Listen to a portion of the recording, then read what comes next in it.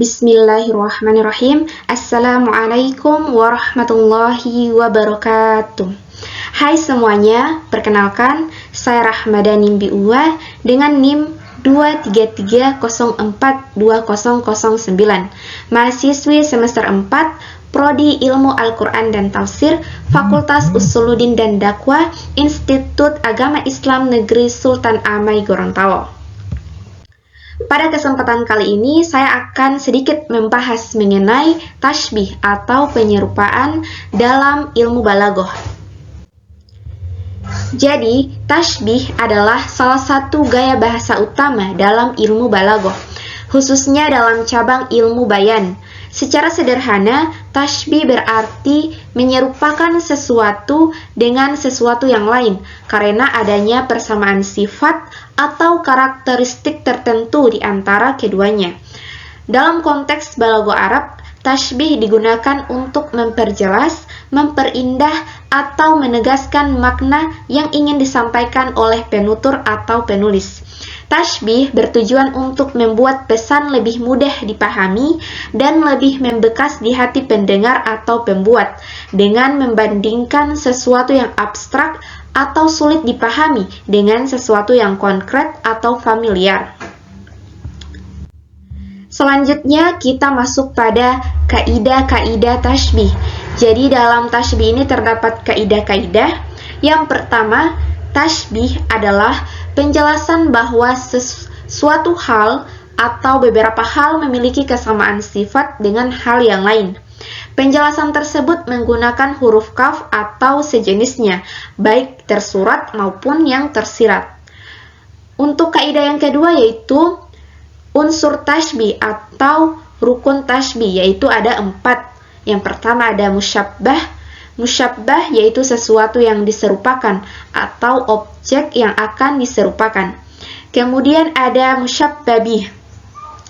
Musyabbabih yaitu sesuatu yang diserupai dengannya atau sesuatu yang akan diserupai dengan musyabbah.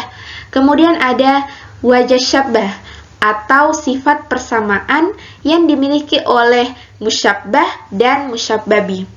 Kemudian yang keempat ada adat tasbih. Apa itu adat tasbih? Jadi adat tasbih ini adalah alat perangkat tasbih yang digunakan dalam kalimat tasbih. Bisa berupa huruf kaf ataupun ka'anna. Kalau dalam bahasa Indonesianya itu artinya seperti dan bagaikan. Selanjutnya langsung saja kita masuk pada contoh kalimat tasbih. Jadi di sini terdapat contohnya yaitu qalbuhu kal hijarati qaswatan wassolabatan. Artinya hatinya seperti batu dalam keras dan kuatnya. Mari kita identifikasi kalimat tasbih ini. Qalbuhu di sini berupa musyabbahnya yaitu hatinya. Kemudian musyabbah binya itu adalah al-hijarati, yaitu batu. Kemudian digunakan adat tasbih berupa huruf kaf, yaitu artinya seperti, dengan wajah syabahnya yaitu qaswatan wassolabatan, yaitu keras dan kuat. Jadi dalam kalimat ini terdapat 4 rukun tasbih, yaitu ada musyabbahnya berupa qalbuhu, musyabbah binya berupa al-hijarati dengan adat tasbihnya berupa huruf kaf, dan juga wajah syabahnya yaitu qaswatan wassolabatan. Selanjutnya kita masuk pada adat tasbih. Jadi adat tasbih itu kan tadi sudah saya jelaskan berupa alat perangkat tasbih yang digunakan. Nah, ternyata dalam adat tasbih ini bukan hanya berupa huruf kaf sama ka'anna saja, tetapi juga bisa berupa isim, kemudian juga bisa berupa berbentuk fi'il. Selanjutnya kita masuk pada macam-macam tasbih. Jadi di sini saya akan menjelaskan beberapa macam tasbih, yaitu ada 5. Yang pertama ada tasbih mursal, yaitu tasbih yang disebut adat tasbihnya. Langsung saja saya berikan contoh, yaitu Ahmadu kal asadi fi syaja'ah. Artinya Ahmad seperti singa dalam keberaniannya. Nah, kalimat tasbih ini masuk pada tasbih mursal. Kenapa? Karena dalam kalimat ini disebutkan ada tasbihnya. Mari kita lihat mana ada tasbihnya. Jadi di sini terdapat huruf kaf, yaitu ada tasbih yang digunakan dalam kalimat ini. Kemudian jenis tasbih yang kedua ada tasbih muakkad, yaitu tasbih yang dibuang, ada tasbihnya. Jadi ini kebalikan dari yang tasbih mursal tadi ya. Kalau yang tasbih mursal itu disebut ada tasbih, namun yang di muakkad ini dibuang, ada tasbihnya. Contoh, al-jawadu kisyur'ati barkun khotifun. Artinya kuda dalam kecepatannya seperti kilat yang menyambar. Di sini tidak terdapat adat tasbihnya, hanya terdapat musyabbah yaitu kuda al-jawa, dan juga terdapat musyabbah binya yaitu berupa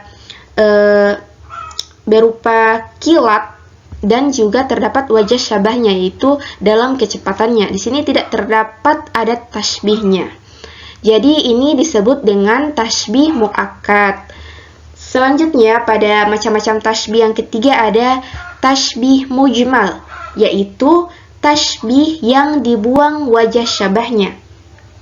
Jadi tidak terdapat sifat persamaan antara musyabbah dan musyabbah binya dalam kalimat itu. Contoh, anta kal qamar, kamu seperti bulan. Nah, di sini terdapat musyabbahnya berupa anta, dan juga terdapat adat tasbih berupa huruf kaf, dan juga musyabbabi berupa qamar, al-qamar atau bulan. Nah, di sini dibuang wajah syabahnya, tidak ada titik persamaan atau sifat persamaan antara musyabbah berupa kamu dan al-qamar berupa bulan. Selanjutnya kita masuk pada macam-macam tasbih yang keempat, yaitu ada tasbih mufassal, yaitu tasbih yang disebutkan wajah syabahnya. Jadi ini kebalikannya lagi dari yang tadi barusan, yaitu tasbih mujmal. Kalau yang mujmal itu dibuang wajah syabahnya, tidak terdapat wajah syabah. Nah, kalau mufassal ini disebutkan wajah syabahnya. Langsung saja kita masuk pada contoh, yaitu anta kal asyadi fish syaja'ah, kamu seperti singa dalam keberaniannya. Di sini disebutkan wajah syabahnya, dan juga terdapat juga ada tasbih musyabbahnya dan juga musyabbabihnya. Yang terakhir, macam-macam tasbih itu ada tasbih balik, yaitu tasbih yang dibuang adat tasbih dan wajah syabahnya. Jadi tidak terdapat adat tasbihnya atau alat perangkat tasbih, dan juga wajah syabahnya yaitu sifat persamaannya. Jadi hanya terdapat musyabbah dan musyabbabihnya, yaitu contoh anta qamar, kamu bulan.